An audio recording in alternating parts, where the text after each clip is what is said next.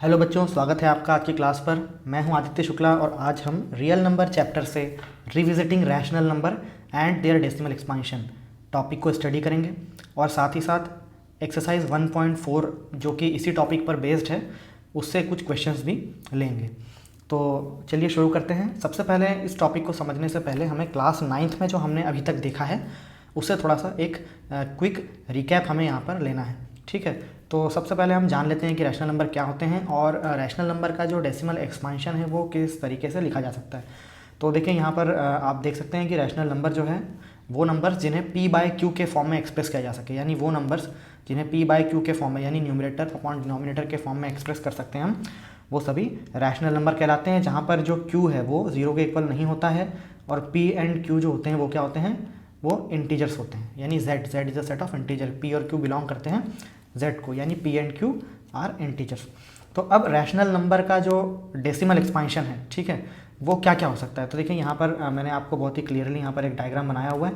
इससे आप देख सकते हैं कि सबसे पहले रैशनल नंबर के दो तरीके से डेसिमल एक्सपांशन हो सकते हैं। देखिए पहला है टर्मिनेटिंग डेसिमल एक्सपांशन, ये वाला, ठीक है, टर्मिनेटिंग डेसिमल एक्सपांशन, ठीक है। और दूसरा डेसिमल एक्सपांशन जो हो सकता है रैशनल नंबर का वो है non terminating repeating, non terminating repeating, ये, ठीक है। तो यहाँ पर रैशनल नंबर के डेसिमल एक्सपांशन सिर्फ दो ही हो सकते हैं। पहला है टर्मिनेटिंग डेसिमल एक्सपांशन और दूसरा है non terminating repeating decimal expansion. बहुत ही आसान भाषा में समझ लेते हैं कि क्या होता है इसका मतलब। देखिए मैंने यहाँ कुछ एग्जांपल्स लिखे हुए हैं। जैसे 1/5 एक रैशनल नंबर है और अगर मैं 1 को 5 से डिवाइड कर दूँ तो मेरे पास जो आंसर आएगा वो क्या आएगा, देखिए 0.2, ठीक है। जैसे 1/8 इज ऑल्सो रैशनल नंबर और 1 को 8 से डिवाइड कर देने पर मेरे पास जो आंसर आ रहा है वो आ रहा है 0.125। तो यहाँ देख सकते हैं कि ये जो है डेसिमल नंबर ये टर्मिनेट हो गए, ठीक है। यानी कि जब हम 1 को डिवाइड करेंगे 5 से तो at some point of time जो रिमाइंडर होगा वो क्या आ जाएगा, वो 0 आ जाएगा। यानी रिमाइंडर जो होगा यहाँ पर वो क्या होगा, 0 हो जाएगा। Remainder will be 0 at some point of time. तभी क्या होगा, ये देखिए डेसिमल एक्सपांशन क्या हो चुका है, टर्मिनेट 0.2 एंड 0.125, ठीक है।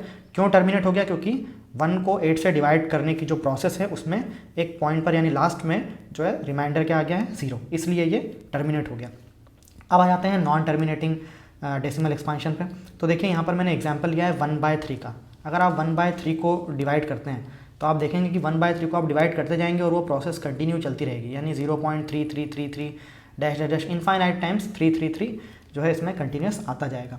इसी प्रकार आप 1/11 को अगर सॉल्व करते हैं, यानी 1 को डिवाइड कर देते हैं 11 से, ठीक है, क्या कर देते हैं आप 1 को डिवाइड कर देते हैं अगर 11 से, तो आप देखेंगे कि जो आपका रिमाइंडर है वो क्या आ जाएगा, 0.090909, इसी प्रकार आता जाएगा। और ये इसमें रिमाइंडर कभी भी 0 नहीं आएगा और ये कंटिन्यूसली इसी प्रकार 090909 बार बार इसमें रिपीट होता चला जाएगा।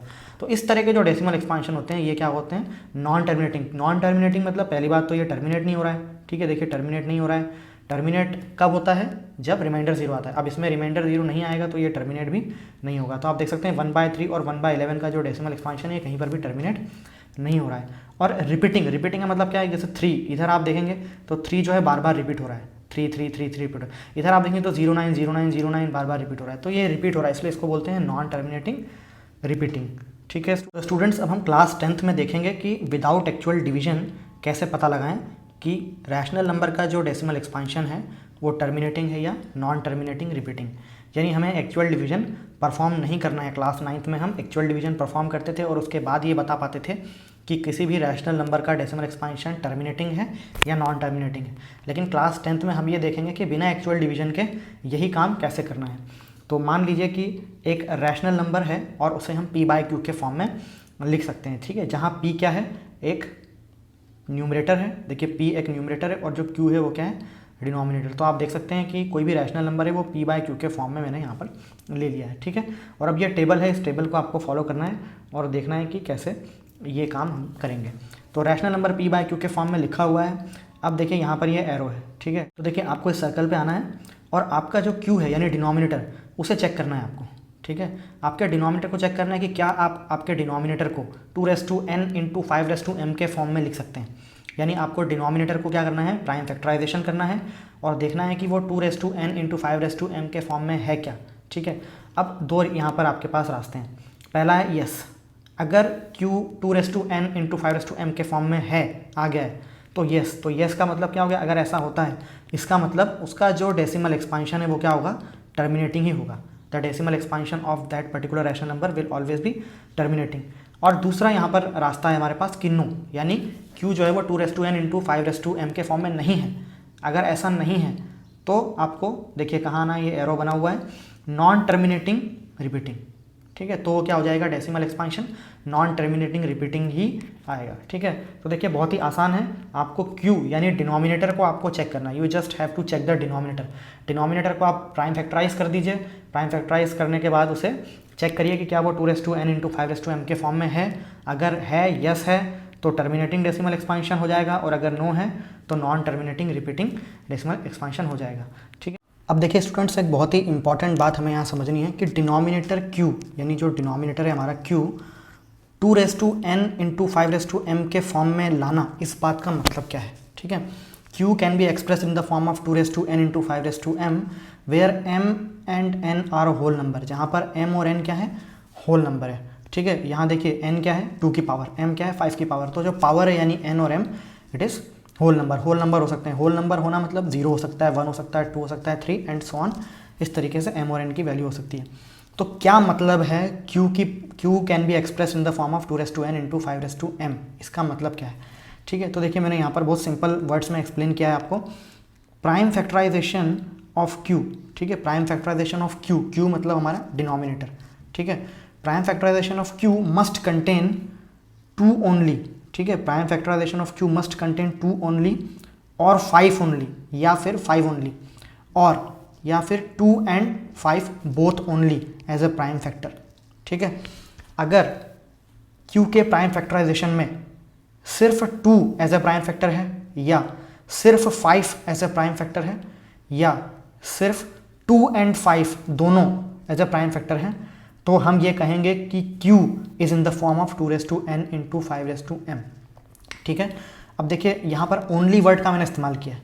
2 ओनली का मतलब ये है कि जो प्राइम फैक्टराइजेशन में किया डिनोमिनेटर का, उसमें सिर्फ 2 ही फैक्टर होना चाहिए, मतलब 2 should be the only factor in the whole prime factorization. पूरे प्राइम फैक्टराइजेशन में 2 ही होना चाहिए, 2 के अलावा और कोई नंबर नहीं होना चाहिए। अगर ऐसा होता है तो देखिए फर्स्ट कंडीशन आप देख सकते हैं। फर्स्ट कंडीशन, अगर 2 ही प्राइम फैक्टर है सिर्फ ओनली, ठीक है, पूरे प्राइम फैक्टराइजेशन में अगर 2 ही एज अ प्राइम फैक्टर हमें नज़र आता है, तो हम ये कह सकते हैं कि जो q है यानी डिनोमिनेटर है वो 2n इंटू 5m के फॉर्म में है, 5m के फॉर्म में है। सेकंड कंडीशन है, ठीक है, अगर ये नहीं तो अगला क्या है, 5 एज प्राइम फैक्टर ओनली, यानी कि पूरे प्राइम फैक्टराइजेशन में, ठीक है, सिर्फ 5 ही हो, पूरे प्राइम फैक्टराइजेशन में सिर्फ 5 एज अ प्राइम फैक्टर हमें नजर आए, ठीक है, 5 के अलावा और कोई भी नंबर ना हो, तो उस केस में भी हम कहेंगे कि ये जो है 2n इंटू 5m के फॉर्म में है डिनोमिनेटर, ठीक है।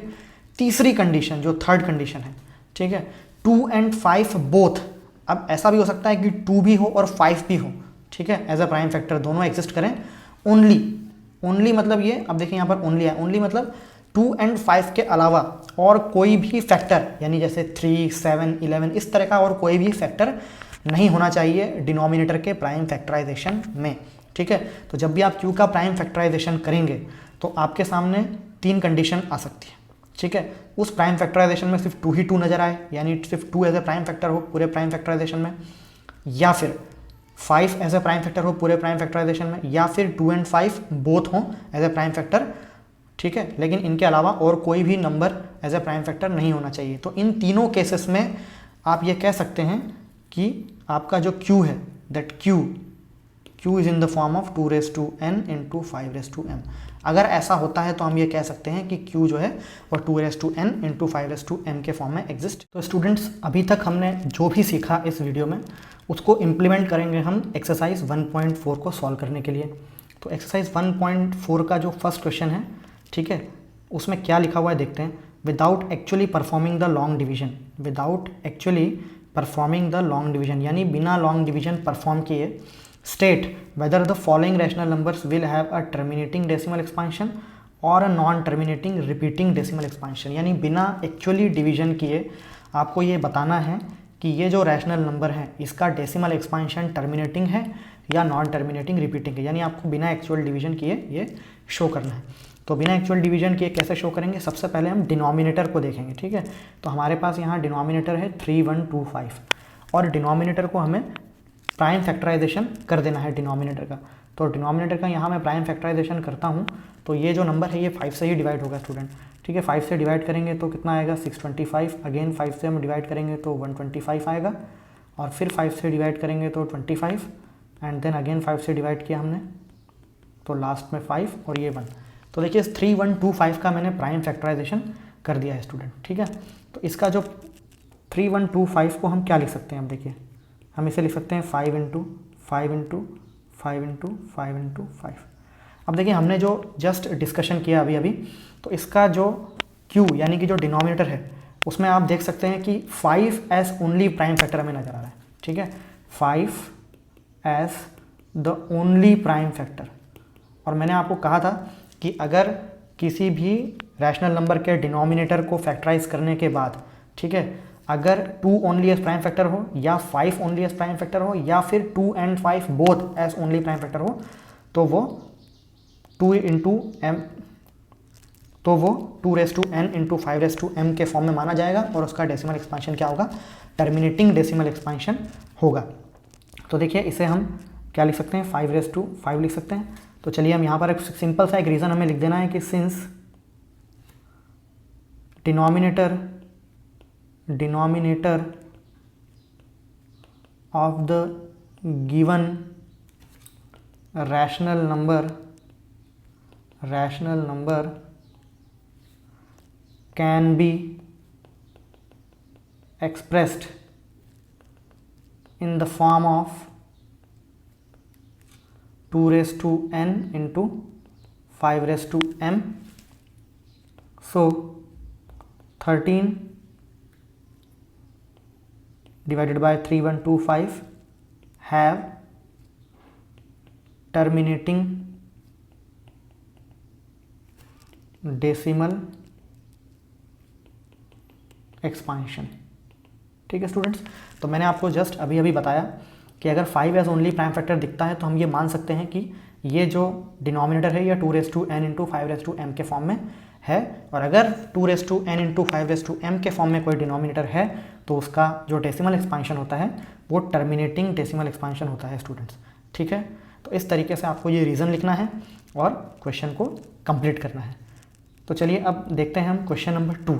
तो हमारे सामने यहाँ क्वेश्चन नंबर 2 17/8, ठीक है। 17/8 को हमें सॉल्व करना है और देखना है कि टर्मिनेटिंग डेसिमल एक्सपांशन है या non terminating repeating decimal expansion है। तो इसका भी हम उठा लेंगे जो है डिनोमिनेटर। तो डिनोमिनेटर का हम प्राइम फैक्टराइजेशन कर देते हैं। चलिए तो मैंने इसका प्राइम फैक्टराइजेशन किया तो क्या आया, देखिए इसका जो प्राइम फैक्टराइजेशन है बहुत ही आसानी से हो गया, और जो 8 है उसे हम 2 इंटू 2 इंटू 2 लिख सकते हैं। अब आप यहाँ देख सकते हैं स्टूडेंट्स कि जो 8 है यानी डिनोमिनेटर, इसका जो प्राइम फैक्टराइजेशन है इसमें 2 as the only prime factor हमें दिख रहा है, यानी 2 के अलावा कोई भी प्राइम फैक्टर हमें नहीं नज़र आ रहा है यहाँ पर, ठीक है। तो हमारी जो 3 कंडीशन है उसमें से एक कंडीशन यहाँ सेटिस्फाई हो रही है कि 2s ओनली प्राइम फैक्टर हो, तो हम ये कह सकते हैं कि जो 8 है वो 2n इंटू 5m के फॉर्म में एग्जिस्ट करता है। तो हम यहाँ लिख सकते हैं कि it has terminating decimal expansion. तो इसका भी क्या होगा, टर्मिनेटिंग डेसिमल एक्सपांशन होगा। जिस तरीके से रीज़न हमने फर्स्ट क्वेश्चन में लिखा इस तरीके से आप रीज़न यहाँ पर लिख सकते हैं स्टूडेंट्स, ठीक है। तो यहाँ पर 2 एज ओनली प्राइम फैक्टर होने के कारण ये टर्मिनेटिंग डेसिमल एक्सपांशन हो गया। अब देखिए थर्ड क्वेश्चन है यहाँ पर हमारे सामने। थर्ड क्वेश्चन में क्या कहा है, 64 डिवाइडेड बाय 455, ठीक है।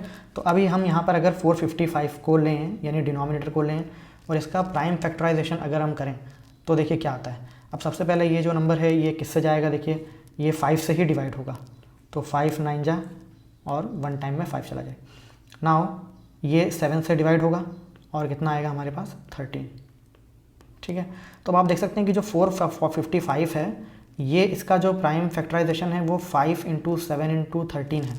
तो क्या हमारी वो फर्स्ट जो 3 कंडीशन में डिस्कस करी है क्या उसमें से किसी भी एक कंडीशन में ये सेटिस्फाई हो रहा है, ये आपको देखना है, ठीक है। 2s only prime factor first condition में सेटिस्फाई नहीं हो रहा है। 5 एज ओनली प्राइम फैक्टर, देखिए 5 तो है लेकिन 5 के साथ साथ और दूसरे जो प्राइम नंबर है वो भी आ गए यहाँ पर, जबकि होना क्या चाहिए 5s ओनली प्राइम फैक्टर होना चाहिए। तो यहाँ पर 5s ओनली प्राइम फैक्टर नहीं है, 7 और 13 भी आ गया है, इसलिए ये जो 7 और ये 13 है इनकी वजह से ये नंबर क्या होगा स्टूडेंट्स, नॉन टर्मिनेटिंग हो जाएगा। नॉन टर्मिनेटिंग डेसिमल एक्सपांशन इसका होगा, क्योंकि 7 और 13 की वजह से ये 2m इंटू 5n के फॉर्म में नहीं आएगा, और इसलिए non terminating repeating decimal expansion. ठीक है, तो 5 ओनली एज ए फैक्टर होना चाहिए, क्योंकि 5 एज ओनली फैक्टर नहीं है, 7 और 13 भी आ गए हैं यहाँ, इसलिए ये non terminating repeating decimal expansion होगा स्टूडेंट्स। ठीक है, चलिए आगे बढ़ते हैं और देखते हैं नेक्स्ट क्वेश्चन। अब जो अगला क्वेश्चन है इसमें कहा है 15/1600। तो सबसे पहले हम 1600 को एज ए डिनोमिनेटर ले लेंगे और इसका हमने प्राइम फैक्टराइजेशन यहाँ करके रख दिया है। तो आप देख सकते हैं कि प्राइम फैक्टराइजेशन जो 1600 का है वो क्या है। ठीक है, तो अगर आप देखेंगे तो 2 कितने टाइम्स आया है, 1 2 3 4 5 6 टाइम्स, तो यानी हम इसे 2⁶ लिख सकते हैं यहाँ, और 5 कितने टाइम्स आया है, 2 टाइम्स। तो अब देखिए ये क्लियरली 2n इंटू 5m के फॉर्म में नज़र आ रहा है। तो since denominator can be expressed in the form of 2m into 5n, so it is terminating,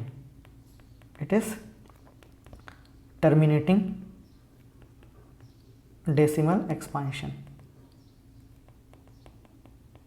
तो ये टर्मिनेटिंग डेसिमल एक्सपांशन हुआ, क्योंकि यहाँ पर 2 and 5 बोथ, अब ये थर्ड कंडीशन को सेटिस्फाई करता है। स्टूडेंट्स हमारा ये क्वेश्चन नंबर 5th है यहाँ 29/343।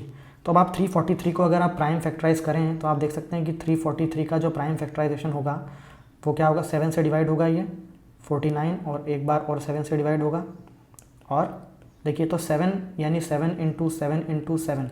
तो देखिए 2 ओनली प्राइम फैक्टर भी नहीं है, 5 ओनली प्राइम फैक्टर भी नहीं है, 2 and 5 both as prime factor भी नहीं है। यहाँ पर 7 एक अलग ही नंबर जो है प्राइम फैक्टर के निकल के आ रहा है प्राइम फैक्टर में यहाँ पर।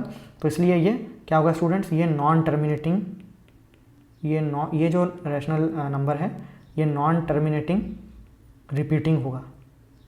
नॉन टर्मिनेटिंग रिपीटिंग इसका डेसिमल एक्सपांशन आएगा स्टूडेंट। ठीक है, अब देखिए जो 6th है, 6th में यहाँ पर आपको साफ साफ पता चल रहा है 2�3 इंटू 5⁵2। तो 2�3 इंटू 5⁵2 तो क्लियरली हमें नज़र आ रहा है कि 2n इंटू 5m के फॉर्म में है।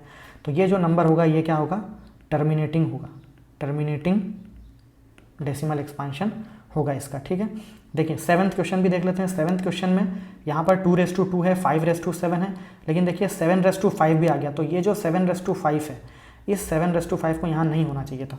अब चूंकि ये 7⁵5 है इसलिए ये इसके कारण ये नॉन टर्मिनेटिंग होगा स्टूडेंट्स। ठीक है, ये क्या होगा, नॉन टर्मिनेटिंग हो जाएगा, और रिपीटिंग भी इसे बोलेंगे नॉन टर्मिनेट। तो सिर्फ 2 और 5 एज ए फैक्टर होना चाहिए, लेकिन यहाँ पर 7 भी एक फैक्टर यहाँ पर दिख रहा है। ठीक है, जैसे मैं आपको थोड़ा डिटेल में बता दूँ तो 129 ये इस तरीके से 2⁵2 इंटू 5�7 इंटू 7⁵5। तो देखिए 2 तो ठीक है, 5 भी ठीक है, लेकिन ये जो 7 है ये 2 और 5 के अलावा एक नया प्राइम फैक्टर आ गया, इसलिए ये नॉन टर्मिनेटिंग रिपीटिंग होगा। ठीक है, नाउ देखिए 8th क्वेश्चन है। तो 8th क्वेश्चन में क्या बोला हुआ है, 6/15। ठीक है, तो अब इस तरह के क्वेश्चन को देखिए आप एक चीज़ और ध्यान रखिए कि जब भी हम terminating non terminating repeating find करें उससे पहले जो हमारा क्वेश्चन है वो सिंप्लीफाई होना चाहिए, यानी सिंप्लीफाइड फॉर्म में होना चाहिए। जैसे यानी अगर यहाँ पर कोई कॉमन फैक्टर है तो हम उसे कैंसिल कर लें। तो जैसे 6/15 को हम सॉल्व करके देखिए ये 3 2 6 चला जाएगा और ये 3 5 15, तो ये 2/5 आ गया देखिए। ठीक है, तो 6/15 को हमने सॉल्व कर लिया तो ये कितना आ गया 2/5। और अब आप देख सकते हैं कि जो डिनोमिनेटर है उसमें सिर्फ 5s प्राइम फैक्टर है, तो ये क्या होगा, टर्मिनेटिंग हो जाएगा। तो आप पहले किसी भी नंबर को जो है पहले आप सॉल्व कर लें और उसके बाद आप उसे फिर उसका टर्मिनेटिंग या नॉन टर्मिनेटिंग जो भी है वो फाइंड करें।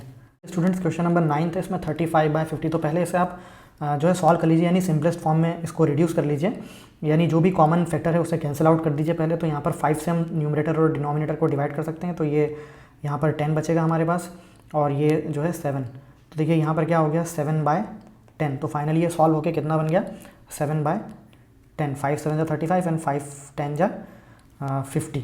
ठीक है, सो 7/10। तो अब 10 का जो प्राइम फैक्टराइजेशन होगा आप सभी जानते हैं कि 10 का प्राइम फैक्टराइजेशन क्या होगा, 2 × 5। तो अब आप देख सकते हैं कि जो डिनोमिनेटर है यहाँ पर 2 and 5 both as only prime factor हमें नज़र आ रहा है, 2 and 5 both as only prime factor. तो जो हमारी जो तीसरी कंडीशन है वो यहाँ पर हमें नज़र आ रही है, तो इसलिए ये जो क्वेश्चन नंबर 9 का जो है ये टर्मिनेटिंग होगा, ये टर्मिनेटिंग डेसिमल एक्सपांशन होगा। इसी प्रकार से आप जो है इस 77/210 को भी आप सॉल्व कर सकते हैं। तो पहले आप इसे सिंप्लीफाई कर लीजिए, सिंप्लीफाई करने का मतलब आप इसे डिवाइड कर लीजिए पहले 7 से, क्योंकि 7 एक कॉमन फैक्टर है, तो ये 11 टाइम्स चला जाएगा और ये 3 टाइम्स। अब देखिए अगर आप 30 का प्राइम फैक्टराइजेशन करते हैं तो यहाँ पर 2 × 3 × 5 आएगा। अब 2 and 5 ओनली नहीं है, यहाँ पर ओनली नहीं है देखिए, क्योंकि 3 भी आ गया है, ठीक है ना। तो 2 and 5 ओनली होना चाहिए, यानी अगर टर्मिनेटिंग होता है तो यहाँ पर 2 and 5 ओनली होना चाहिए, लेकिन ये 3 जो अलग से एक्स्ट्रा 3 आ गया यहाँ पर एज ए प्राइम फैक्टर, इस 3 की वजह से ये नॉन टर्मिनेटिंग डेसिमल एक्सपांशन होगा, non terminating repeating decimal expansion. 2 है अगला क्वेश्चन एक्सरसाइज 1.4 का। इसमें कहा है write down decimal expansion of those rational numbers in question 1 above which have terminating decimal expansion. यानी क्वेश्चन नंबर 1 में, ठीक है, जो भी हमने प्रॉब्लम सॉल्व किए हैं, जो टर्मिनेटिंग डेसिमल एक्सपांशन हमारा आया है जिस भी प्रॉब्लम का, उसका हमें एक्चुअल डेसिमल एक्सपांशन फाइंड करना है, ठीक है। तो हम यानी हमें वही प्रॉब्लम सॉल्व करने हैं क्वेश्चन नंबर 1 से जिसका कि टर्मिनेटिंग डेसिमल एक्सपांशन हमें मिला है क्वेश्चन नंबर 1 में, उसका हमें डेसिमल एक्सपांशन निकालना है, ठीक है। तो जैसे फर्स्ट क्वेश्चन था हमारा क्वेश्चन नंबर 1 का 31/3125, ठीक है।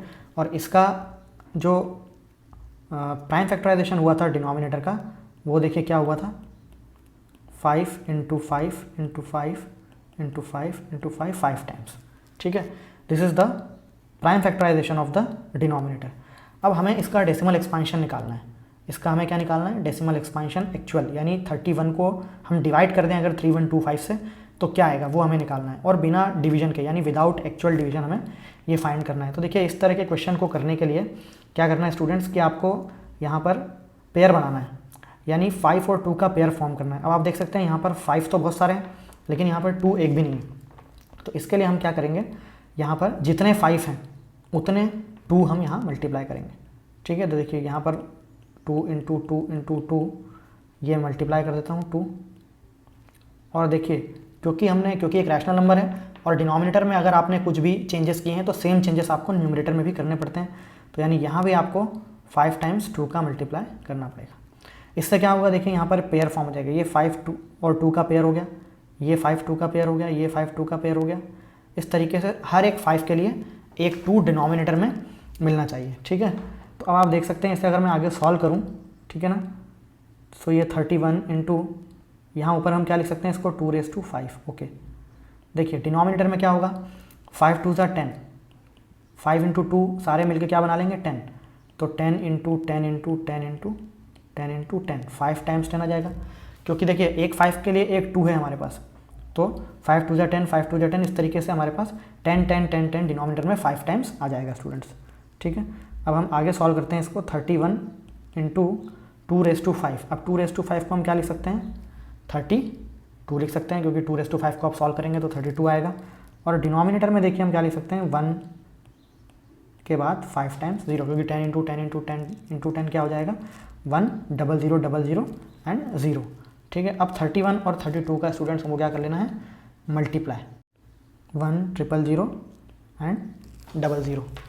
ना अब देखिए इसे आप सॉल्व करने के लिए हम क्लास 7th 8th में जैसे डेसिमल के प्रॉब्लम सॉल्व करते थे बिल्कुल वैसे ही हमें करना है। देखिए अब 1 के बाद डिनोमिनेटर में 1 के बाद कितने जीरोज़ हैं, टोटल 5 0। तो आपको न्यूमरेटर में राइट साइड से 5 प्लेसेस काउंट करना है, ठीक है। 5 डेसिमल प्लेस काउंट करके राइट साइड से आपको डेसिमल पॉइंट लगा देना है, ठीक है। तो ये फर्स्ट डेसिमल प्लेस हो गई, ये सेकंड डेसिमल प्लेस हो गई, ये थर्ड डेसिमल प्लेस, और ये फोर्थ डेसिमल प्लेस, और ये 5 डेसिमल प्लेस, और यहाँ हम क्या लगा देंगे एक 0। तो देखिए क्या आ गया 0.00992। तो ये इसका हो गया डेसिमल एक्सपांशन स्टूडेंट्स। ठीक है, क्वेश्चन नंबर 2 का भी एक्चुअल डेसिमल एक्सपांशन हम निकाल सकते हैं। तो ये 17/8 था हमारे पास, और 8 का जो डेसिमल एक्सपांशन यानी 8 का जो प्राइम फैक्टराइजेशन हमारे पास आया था वो देखिए क्या था 2 × 2 × 2। तो this is the prime factorization of 8। 2 into 2 into 2।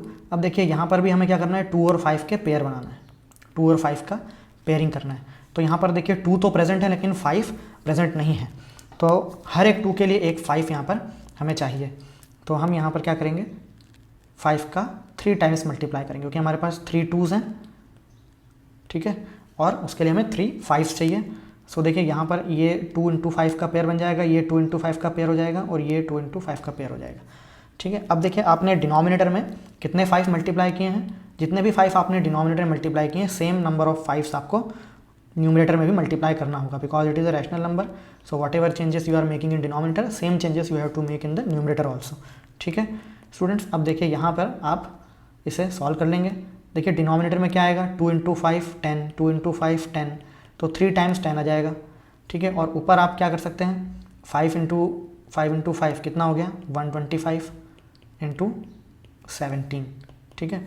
और 17 इंटू 125 अगर आप इसको सॉल्व करेंगे, 2125 डिवाइडेड बाय 1000, 10 इंटू 10 इंटू 10 1000 हो जाएगा।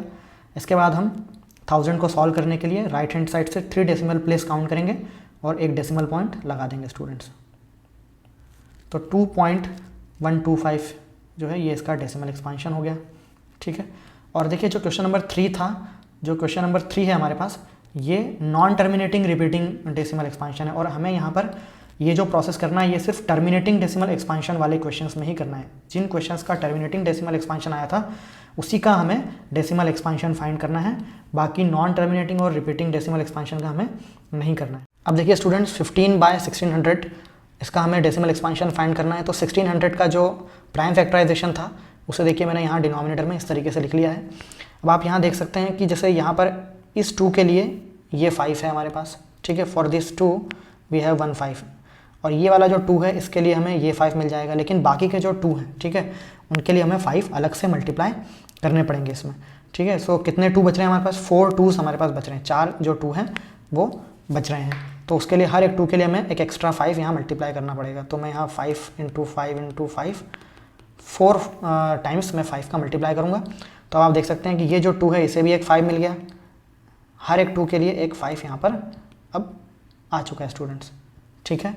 अब मैंने जितने भी 5 यहाँ मल्टीप्लाई किए हैं डिनोमिनेटर में, उतने ही 5 मुझे न्यूमरेटर में भी मल्टीप्लाई कर देना है, ठीक है।